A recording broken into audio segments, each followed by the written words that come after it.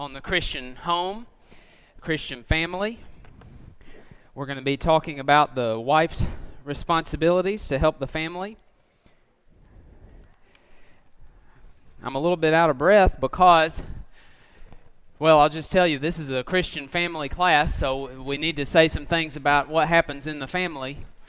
So Becca and I were going to come separately this morning, as we do sometimes because of just different circumstances. You know how that is. So I came, and then Becca called me and said, "Where are my keys?" And we both had seen her keys before we left. She put them right by the door on top of Ellis's diaper bag, so no problem. But then, there's another person. And so to this moment, we don't know where Becca's keys are. So I had to run home, and I came back in the building at about 9:29. And so I'm sorry that I'm a little bit out of breath, but that's just what happens sometimes. Has that ever happened to anybody else, where the kids misplace the keys? I heard about one preacher one time who had 4 children, and he said that at one time or another he had left all 4 of his children at the church building, and usually one of the elders would bring the child home, but unfortunately none of the elders had ever kept any of the children. And so that's just how it goes. All right, let's have our quiz based on our material from last week. True or false? 2 persons, that could mean a divine person or a human person. 2 persons can be equal in importance and yet have different roles in which one obeys the other. Is that true? Yes. And we know that it's perfectly legitimate for things to work that way because when Jesus was on the earth, he obeyed his Father. There's never any idea of the Father obeying the Son when Jesus is on the earth, but rather he does all the things that his Father commanded him to do. John 15:10 says, "You will abide in my love if you do the things I have commanded you." And then Jesus said, "Just as I do all the things that my Father commands me to do, and I abide in his love." Number 2, multiple choice. We might also add from that passage, obeying can occur in a loving relationship between both parties, where one obeys the other and yet doesn't feel resentful, but rather there's communicated love between the two. And that's how it ought to be in the home, where the wife obeys the husband and yet respects and loves, and the husband loves and respects his wife. Which of the following is false? The wife is an heiress of God just as the husband is an heir of God. The wife is made in God's image just as the husband is. Distinct gender roles preceded the first sin, or it is totally impossible for a husband to understand his wife. Which of those is false? D, okay.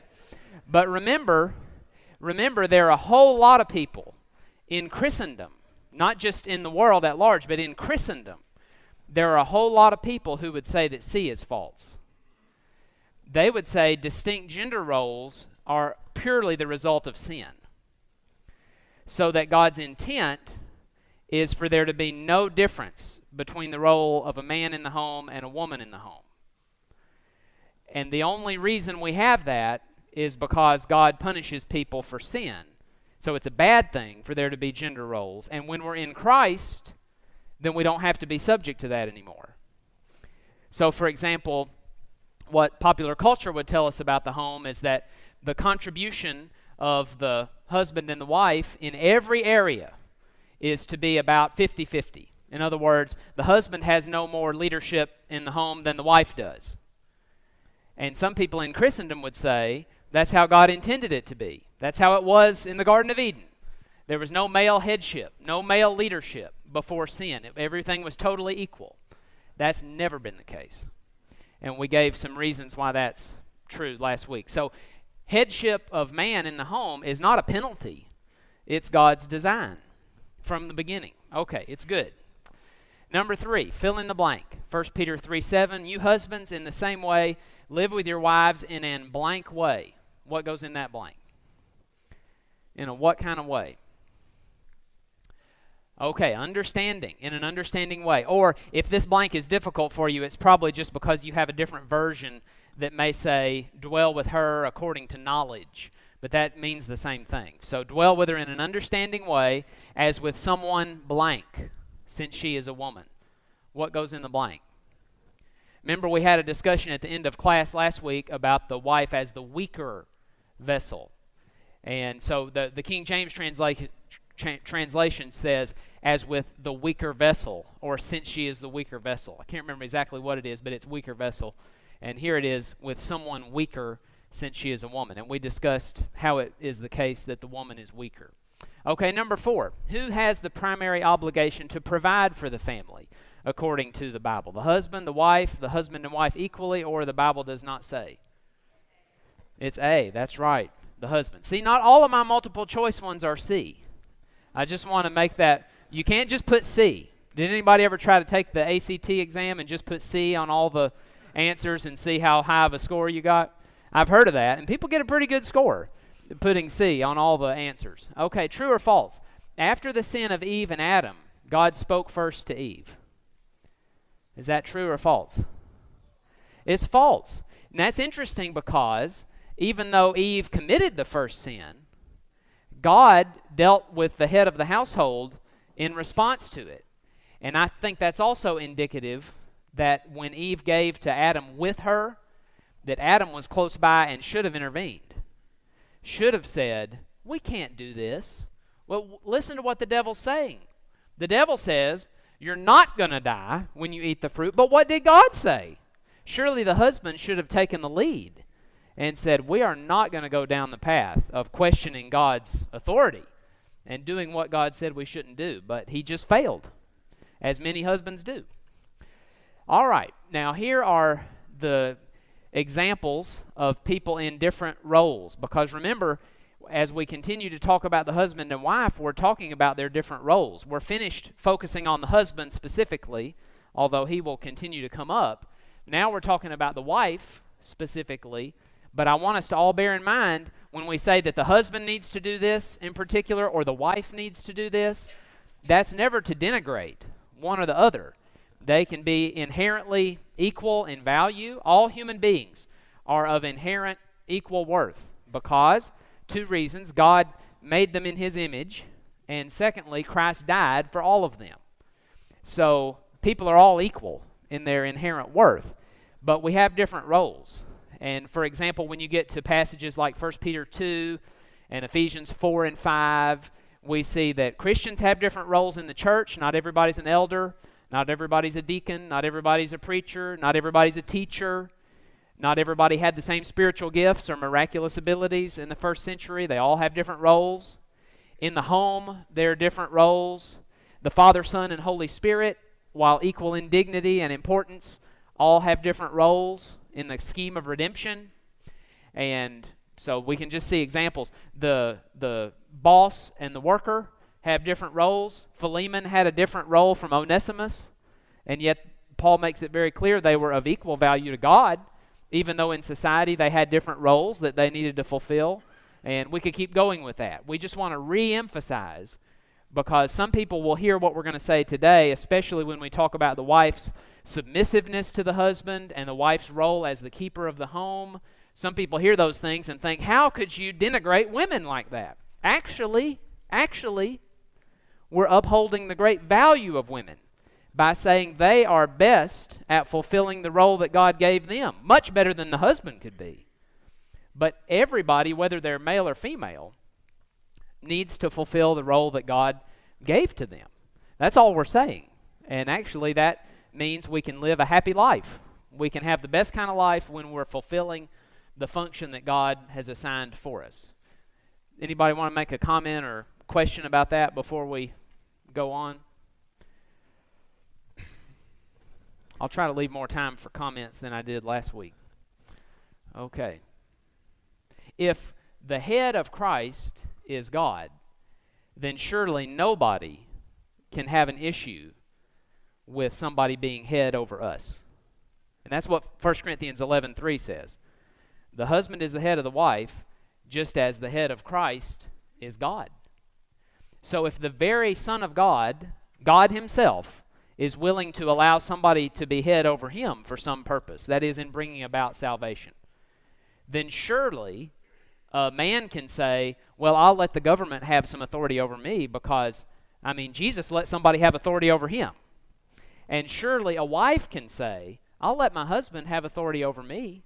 After all, Jesus let the Father have authority over him. And if the very Son of God can be subject to some authority, then when God says to me, I ought to be subject to some authority, I can do that too. So let's think of it in those terms, that we're setting ourselves up for putting ourselves in the right roles that God has established for us. And this is part of why the transgender movement is so awful, because it's everybody throwing off the roles that God has assigned to them to say, God made me a man, and manhood is not just a matter of one's biology, but also comes with roles that are assigned to men. Someone says, well, I don't want those responsibilities. I'd rather have something else, which, by the way, he can't really have anyway. Or a woman might say, God made me a woman, but I don't want to be that way. That's not just saying, I'd rather have some different organs in my body, but rather is saying, I don't want to have the roles that God, I don't want the assigned responsibilities that God has designated for me because I'm female. Okay, does that make sense? But of course, you don't have to be part of the transgender movement to reject the roles that God has given you. You could do that and stay your own gender and think you are the gender that you really are. Actually, nobody ever changes gender, actually. I'm using that language accommodatively. Okay, responsibilities that both the husband and wife share. I didn't use a slide like this last week, but I think it's important for us to notice that when we say husband and wife have some different responsibilities, we're not saying they share no responsibilities. Actually, there are a bunch that they all need to do. Both husband and wife must leave father and mother, forming a closer bond with one another. They both must honor their marriage vows, or what Malachi 2:14 calls a covenant. God rejected the Israelites partially because they did not honor the covenant that they made with their spouses. There are a bunch of reasons why God rejected Israel. Idolatry was the chief one. But there were a lot of little, I say little, compared to the one that's overarching, which is their idolatry. But there are a bunch of other ones, such as not honoring your marriage vows. And then they must both give physical intimacy to one another. We haven't talked about that specifically because we have a class on that before the end of the quarter. But then we must prioritize God over our spouse. That's true of the husband and the wife. Got to obey God rather than man. Got to obey God rather than spouse. They must both support one another in managing the household and caring for the children. Let's notice a verse along those lines, because we are going to emphasize that the wife has the unique responsibility of being the keeper at home. That's charged to the wife, not to the husband. But does this mean the husband doesn't help her? Absolutely not. Let's look at 1 Timothy 3 in the qualifications for elders. And notice verse 12. Actually, we're down to the qualifications of deacons when we get to verse 12. Deacons must be husbands of only one wife and good managers of their children and their own households. Okay, the households there, if you look at it grammatically, refers to the household not just of the wife, but the household of the husband. And the manager of the household in this context is the deacon. So yes, the wives are the ones who keep the home, and the husband is the one who is the breadwinner. That's the biblical model. But the husband is likewise a manager of the household. So we should not say, well, just because I earn a living, that means I don't have to do anything with the kids.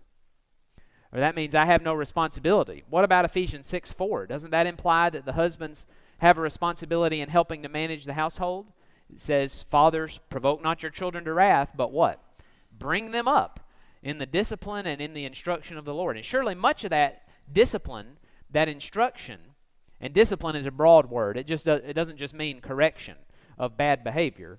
It includes that, but it's a broad word for training. So you're training your children. Surely much of that is delegated to the wife because she's there more, but the buck stops with the husband as far as making sure the children are trained in the way they should go. So the husband helps. Whenever we say the wife has this role and the husband has this role, that shouldn't be taken to mean automatically or just by implication that the other spouse does nothing in that area. Okay? Does that make sense? Okay, then number 6, we must both, husband and wife, learn from older husbands and wives. In Titus 2, 1 through 8, we see this intergenerational model for the church where the older men train the younger men and the older women train the younger women. And so if I'm a husband, just because I'm in charge of my own household, which I am, that doesn't mean I already know everything and that I don't need to give attention to what older husbands who are way more experienced know. That comes across in 1 Peter 5, verse 5 and following, where the young men are honoring and giving attention to what the elders know. And elders, probably by the time you get down to verse 5, is referring not to the office of elder, but to the older men in the church.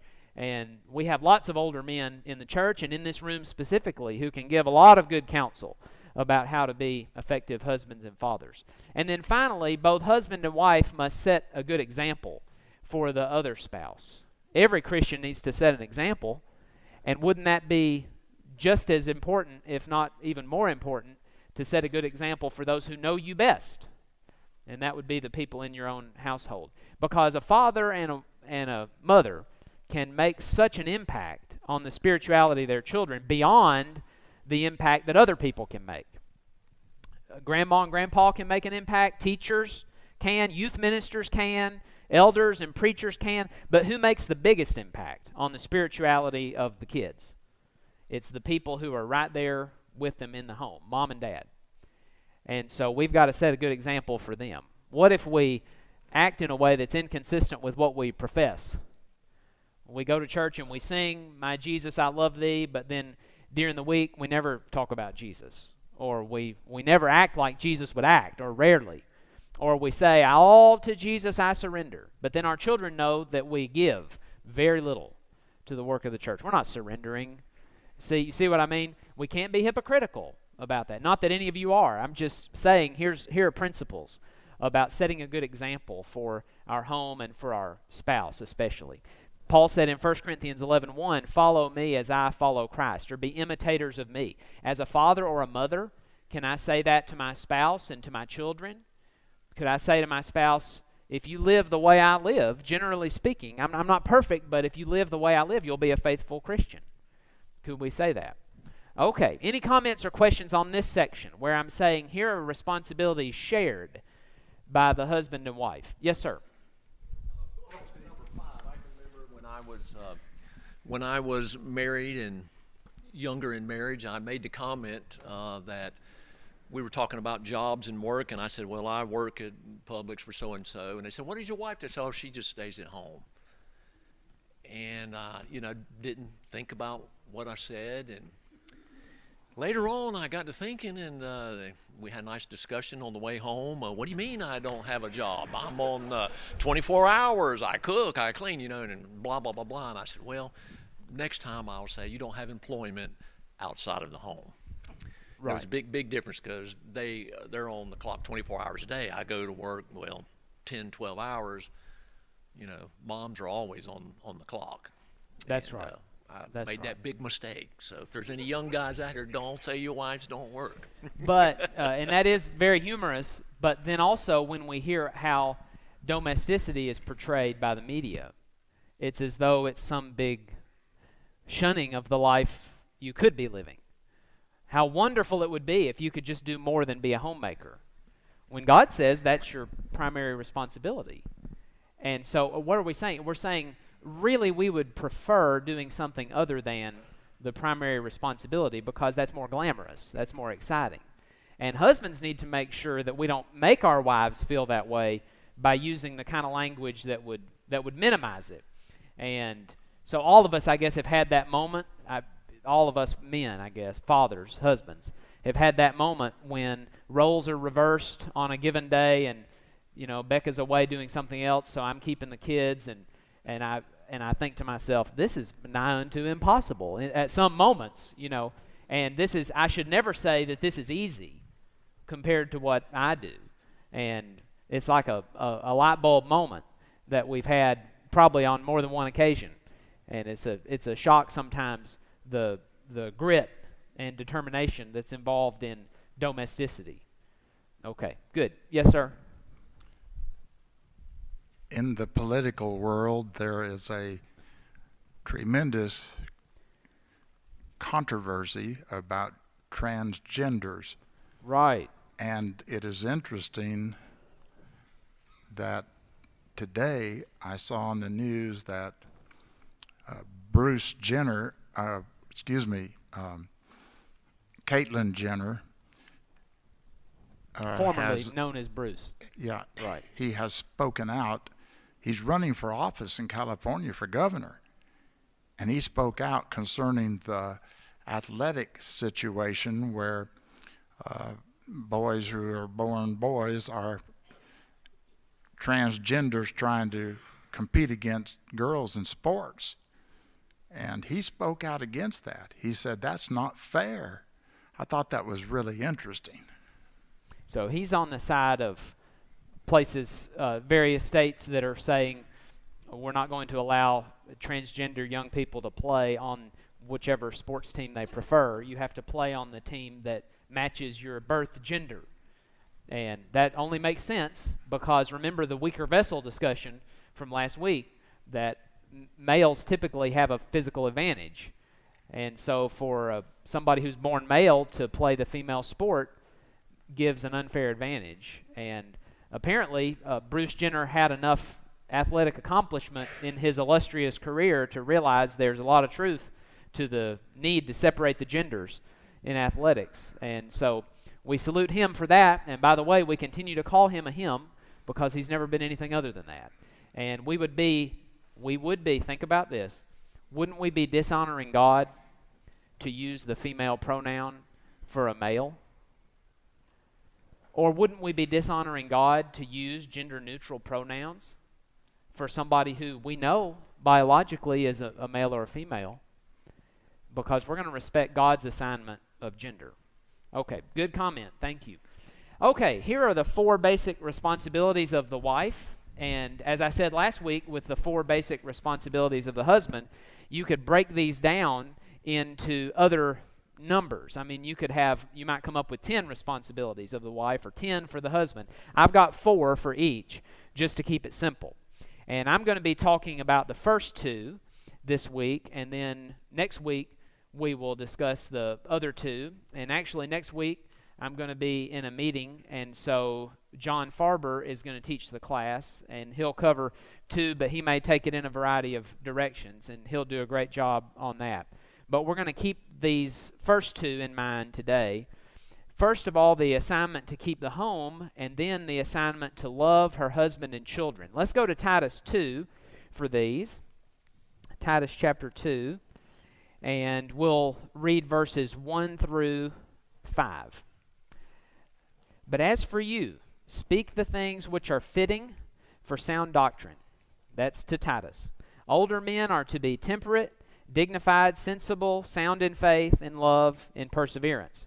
Older women, likewise, are to be reverent in their behavior, not malicious gossips, nor enslaved to much wine, teaching what is good, so that they may encourage the young women. Okay, pause there before we get into these things that the older women are going to teach the young women, and just observe that Paul starts with the older men and older women. When he gives responsibilities to the congregation, and he says, Timothy, here's what you teach the congregation to do.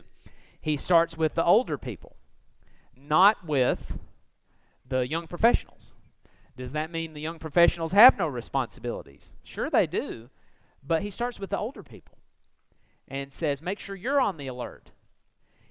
That's sad when we consider that there are so many churches where the older members check out. Isn't that the case? Where someone retires from work and then thinks, well, I'm basically retired from the church too. I'll do very little. I'll leave it to the young bucks to do that. I'm just out of all that. When they still have their minds, they still have enough physical energy to do things, and they say, whenever I retire from work, I retire from active service. And I'll attend, I'll be there for worship, but I'm not going to be like going on a mission trip, or, I'm not going to be acting as a deacon. I'm not going to be spending a lot of time in church work. Actually, faithful Christians will see retirement as an opportunity to do more, won't they? And we have some incredible retirees in the audience today. I'm not going to highlight anybody because I don't want to embarrass anybody, but I've known some retirees who are in the audience now who were faithful before. They were doing a lot for the church before, but when they retired, it was like they put on rocket boosters. And all of a sudden, it was just awesome work because now they have a little more time. And when they get more time, their first thought is not leisure. Even though they need leisure, we all need to be recreation, we need that. But their first thought was, what can I do with my extra time for God? And so we have people who seem as though they're like full-time employees of the church when they're not. They're not making anything.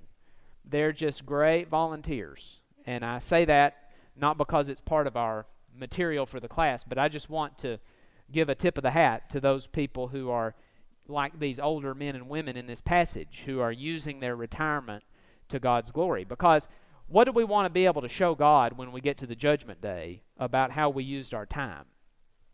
I was reading about a couple who were reported on in Reader's Digest, and Reader's Digest was talking about the American dream and how it's fulfilled, how different people meet the American dream. And they were talking about retirement and how they gave an example of a couple. He was 59 and she was 51, and they took early retirement, and they had enough to move down to Punta Gorda, Florida. Where's Punta Gorda? I'm not sure, but apparently I think it's a place on the ocean somewhere.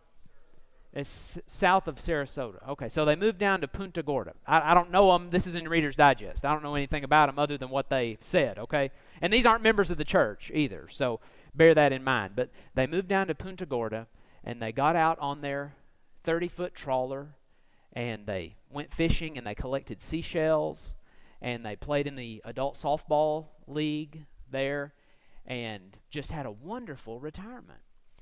And Reader's Digest was saying, this is the American dream. Look at what you work hard, and then you get to go down to Punta Gorda and kick your feet up, and look at how wonderful everything is. And I would want to say to that, that's a wasted retirement. It's a waste. Is that because there's anything sinful about seashells? Or it's wrong to have a fishing boat? Or it's a sin to play softball? We're not saying anything like that. What we're saying is our responsibility to glorify God and redeem our time, Ephesians 5:16, doesn't stop when we retire. And so when we get to Judgment Day, are we going to say, Lord, look at my seashells. And Lord, I have got some great adult softball league trophies to show you. Or, Lord, I just want to tell you what a great time I had on my fishing boat. Again, those are good things. We need to recreate. We need a vacation. We need time to refuel ourselves. We're not arguing about that. We're saying, how are we going to use our retirement? And Paul says, you older men have a responsibility. You older women have a responsibility. Okay, well, I need to get on with our material, don't I? Okay, verse 3, let's start. Older women likewise are to be reverent in their behavior, not malicious gossips, nor enslaved to much wine, teaching what is good, so that they may encourage the young women. And that word encourage involves teaching them or sharing wisdom with them. The word literally is something like wisdomizing them. Give them the wisdom. You're supposed to encourage them to do what?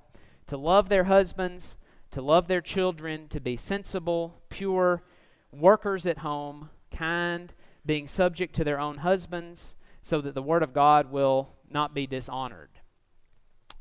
And we'll just say a couple things briefly and not go into it about respecting and obeying the husband, but this word being subject to, that means just what it sounds like it means. Same language that's used about people in general who need to obey God, and Christ obeying the Father, that's used of wives. And in fact, in Ephesians 5, we find that wives are to be subject to their husbands in everything. Not in the areas where the husband would tell her to go against God, but she obeys. And that's just the way it is. And remember that God had to put somebody in the position of making determinations for what we're going to do in matters of judgment in the home. If he didn't, then we'd just be at loggerheads.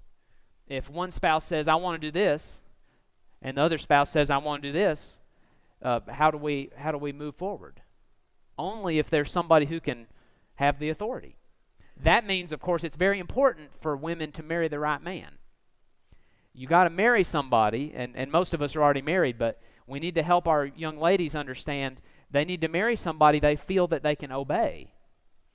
And as they get into their marriage, they're going to find that there are lots of circumstances where you have to make a decision, and the Bible doesn't say exactly what to do. We have to operate within biblical principles, but we're in the area of judgment. So what are we going to do? Wife says one thing, husband says another thing. And we got to marry a husband who will be reasonable, who will listen to us, who will love us enough to take our view into consideration, and then whom we can trust to do what he thinks is best in serving the Lord. That means, in short, marry the right person. Because if you marry somebody who's unreasonable, if you marry somebody who doesn't care what you think, really, then this passage, Titus 2:5, Ephesians 5, Colossians 3:18 and 19, the classic passages on wife obey your husband, become very difficult. But if you marry a good man, if you marry a Christian, then think about all the benefits of being married to someone who loves you and who prizes your opinion, who may not always do exactly what you tell him to do because he's the head, but who loves the Lord and is going to do things that he believes are in your best interest. So marry that kind of person. Okay, do we have a comment? Yes. I just wanted to add to that, if possible, and that is, could we not also say that the husband should not provoke his wife to wrath, not only his children? So it is very important who that young lady marries. She needs to start noticing how he's behaving. Is he a dictator? When you go out on a date, does he decide what you're going to eat? You know, all those different things that a young lady would need to notice, and not look at him with starry eyes and how good he looks, and not overlook all those little red flags that are going off. And so because if not, she's going to may be married to a dictator. He may be a Christian and a dictator. Well, you even have right. He may be weak in the faith. You never know. So that is very important for her to notice those things Right. Ahead of time. That's why we date, isn't it? Or that's why we have time to get to know the person ahead of time before we get married, so that we can evaluate those things. Good. And I've heard from people who are married that the looks don't matter near as much after you get married. I mean, looks matter, but what's going to matter a lot more is the disposition and the character of the person in the long term. And of course, as handsome as I am, that's never been an issue in our household. I'm just kidding. Okay, so let's talk about these two. Just kidding. Okay, the wife's responsibility to keep the home. I've got several reasons why God would make it this way, that the wife's main responsibility is domestic. And, of course, the Bible doesn't teach, this is the disclaimer, the Bible doesn't teach that it's a sin for a wife to leave the house, or the Bible doesn't teach that it's a sin for the wife to have employment outside the house. But the wife cannot forsake her responsibility to be a homemaker in the name of adding some luxury to her household. And the word, if you do the word study on this word for domesticity, this keeper at home word, it literally means a stay-at-home. It literally means a stay-at-home. So even though we're not saying that a wife can't work this many hours a week, or she's sinning because the Bible gives a cutoff line on that would be unbiblical. At the same time, it means something. And so the question then has to be before us, can I in good conscience, if I'm working outside the home, can I in good conscience say, I'm doing this job, yes, but I'm fulfilling my responsibility as a domestic, as somebody who is a homemaker. That's what it means. So that's just got to be our position on that. Okay, why would God do this? Someone might say, wouldn't God want the wife to just express all of her abilities outside the home, in the business world, in the political world, in the workplace? Wouldn't God want her to do just as much of that as the man? Why did God assign somebody to be domestic? And I think I have several biblical reasons here. You may want to add to the list, but notice number one, the wife's domesticity facilitates her husband's breadwinning and his soul winning. The husband in Proverbs 31, in the discussion of the virtuous or wise woman, goes and discusses with the elders at the gate. He can do evangelistic work if the home is being kept. And of course, she can help him with that per Acts 18 in the discussion with Aquila and Priscilla, helping Apollos learn the truth. And by the way, that verb, when it says they took Apollos to themselves or took him aside, that could be translated, took him to their home. It's they took him to themselves. So I wouldn't be a bit surprised if the most effective way to talk to Apollos was around the kitchen table in their house, so that nobody else would hear when they corrected his teaching on baptism. Okay, and then the wife's domesticity facilitates the training of children, because Deuteronomy 6 says that the children are to be trained throughout the day. And if the husband is out doing what 1 Timothy 5:8 says that he's supposed to do, then who's going to be training the children? Best person to do that would be mama. And then the wife's domesticity facilitates a pleasant atmosphere in the home. And we just know that when there's somebody there who's organizing things, who is making sure that people are happy in the home, there's just a better home atmosphere. And dwelling in a home with a contentious woman, according to the Proverbs, is a terrible thing. And one of the things that the virtuous woman does so well in Proverbs 31 at the end of the chapter is creating an atmosphere where her kids and her husband bless her because of how great it is to live in a home that she manages. Then, number 4, the wife's domesticity facilitates hospitality. And one of the elders' qualifications is that he's hospitable. But who does a lot of the actual grunt work when it comes to hospitality? I will tell you, I tried to be hospitable before I got married, but nobody wants to come over and eat at a single guy's house. It's like a health hazard, you know, and so it's like, hey, you know, family, I'm just thinking of one of my coworkers at AP. I had him and his family over to eat, and they were very gracious and very kind. But I mean, I still remember I was just kind of thinking, you know, they have kids. Well, what do I do about kids? Do I have any little? I don't have any little forks. I remember, see, I'm not married, so I don't have a wife to tell me all this stuff. And I called my mother and I said, I'm having some little kids over to the house. What do I do about? Well, she said, do you have any kid forks? No. Well, go get some kid forks. And then she said, what are you feeding them? Well, you know, I don't really know yet. Well, what about a roast? Do you throw it in the crock pot? You know, put this and that in there? I didn't know what I was doing. And so I tried to be hospitable, but it's a real uphill battle for a single guy. But what about if you have a loving wife who's the keeper of the home? It works very well, and you can support her. Here we go. We're a little time before having the people over, and the husband says, okay, what can I do to help? And she says, well, if you could vacuum over here, if you could, you know, wipe off the buffet, do whatever, if you can just pick up a few of the kids' toys, well, the husband can do that. But the wife's got it under control, and she gets the husband assistance, and it works well. But I'm telling you, a single guy trying to do it is not fun. Okay, number 5, the wife's domesticity prevents the word of God from being blasphemed or spoken against. That's what verse 5 says. Just use your imagination how that could happen. If the children don't grow up with the wife's instruction, the mom's instruction, the word of God can be spoken against in a hurry, both by them and by the people who know them.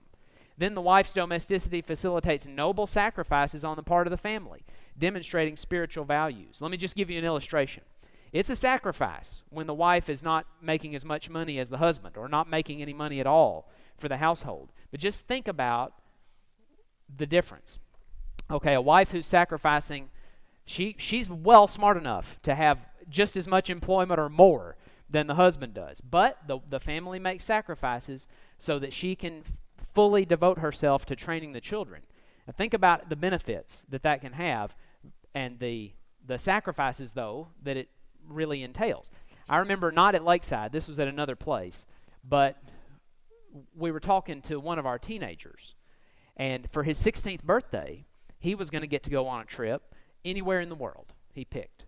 Pretty nice deal, huh? And I think he picked somewhere in Europe, and just exciting times for him, and he was talking about where he might go. And then I overheard his mother in conversation, couldn't help but overhear her, and she was saying, I just don't know how anybody could make it without having multiple incomes in the household. How do people survive if they don't have multiple incomes? And I thought to myself, her children don't know very much about the Bible. But if they gave up the trip to Europe and they gave up some things like that, her kids could know about the Bible. And the fact was, she didn't know very much about the Bible, but she knew a lot about the law. She was a lawyer. Nothing against lawyers. But you see the difference between somebody who says, we want our kids, number one, to know about the Bible and to be faithful Christians, not necessarily to get a trip to Europe every year or every special event. You see what I mean? Sacrifices have to be made. So where are our priorities? And then finally, the wife's domesticity facilitates an example to God's obedience. When the world sees that Christians are different about the wife's role and the husband's role, that's like a shining city on a hill that shows them the difference. And then, before we conclude, notice that she's got the responsibility to love her husband and her children. So the domesticity thing, and then the loving her husband and children. She has the responsibility to seek their best interest. So this word love is not just the instinctual feeling that every mother has. It's thinking about what would be in their best interest. And of course, the Proverbs in passages like 22:15 teach that corporal punishment is part of the best interest of a child. It doesn't always feel natural to carry that out, does it? We don't feel like we want to spank our children. We feel like we'd just rather move on and not have any conflict like that. But afterward, Hebrews 12 says, it yields the peaceable fruit of righteousness. Hebrews 12 verses 5 through 12, where the Hebrews writer discusses the benefits of that discipline. So, denying perhaps our emotional intuitions and doing what's best for our children. Then she has the responsibility to learn love for them. Notice verse 4 of Titus 2 that we just read says, the older women teach the younger women to do this. Well, older women don't have to teach the younger women to have some kind of internal emotional attachment to their children. That's natural. It's just inborn. Every mom has that practically to some degree. But what has to be taught, though, is being very careful to plan to rear your children in a way that will be best for them. That is taught. And then thirdly, she has the responsibility to love her husband and her children, whether or not they behave in a lovable way. And that doesn't mean that she always has the same emotional touchy-feely feelings for her husband no matter what he does. That would be unreasonable. If he acts like a brute, then she's not going to feel as close to him as she would if he acted like Cinderella's prince. But she can have Christian love for her spouse and her husband if she's thinking properly, regardless of the way they might behave. Think about how we love sinners also. We love the people who are not even Christians in our lives, trying to help them do the right thing, even though we may not jump for joy at the prospect of hanging out with them because of the way they behave. But we're willing to do whatever we need to do in order to help them do what's right. Okay, I'm sorry, just due to time, we're not going to be able to get to your comment. We can talk afterward, but thank you very much for your good attention.